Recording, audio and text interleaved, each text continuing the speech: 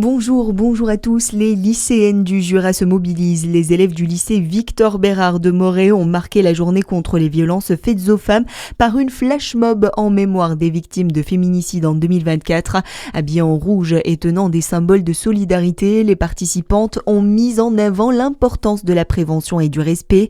L'action s'inscrit dans un programme éducatif sur la vie affective et la lutte contre les violences. Ça bouge sur le réseau Ginko à Besançon. Un nouveau bus électrique Mercedes Icitaro est testé sur la ligne 9 jusqu'au 5 décembre. Long de 12 mètres, il circule pour mesurer son autonomie, sa capacité de charge et son comportement sur un parcours mêlant plat et dénivelé. Les voyageurs et conducteurs peuvent donner leur avis via un QR code à bord. Objectif, préparer l'arrivée de 5 bus électriques en 2026. La Cité internationale de la gastronomie et du vin de Dijon revoit de nouveau sa politique tarifaire.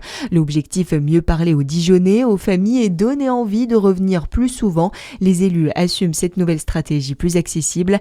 Nicolas Gomez, qu'est-ce qui change concrètement ? Oui, la Cité mise sur des tarifs repensés pour fidéliser les habitants. La principale nouveauté, c'est le pass annuel Cité, désormais proposé à 19 € au lieu de 25. Il ouvre un accès illimité à toutes les expositions et offre des réductions en boutique ou pour les accompagnants. Autre nouveauté, le Dijon City Pass reste fixé à 6,50 €, mais il s'enrichit d'un cadeau gourmand offert à la fin de la visite. Pour séduire les familles, un atelier conte est aussi lancé pour les enfants de 3 à 6 ans au prix de 2 €. Enfin, la boutique poursuit son expansion avec près de 900 références, sans hausse des prix. Un choix assumé, compenser la gratuité des expositions permanentes par les ventes. Ces ajustements doivent renforcer l'attractivité du site à l'approche de la nouvelle année. Dans le reste de l'actualité, le Sénat termine aujourd'hui l'examen du projet de loi de financement de la sécurité sociale. Le vote solennel est prévu cet après-midi au Palais du Luxembourg. Suivra ensuite la commission mixte paritaire qui réunit 7 députés et 7 sénateurs. L'objectif, tenter de trouver un accord commun, une étape qui s'annonce compliquée. Une nouvelle échéance judiciaire pour Nicolas Sarkozy. La Cour de cassation statue aujourd'hui sur ses pourvois dans l'affaire Big Malion.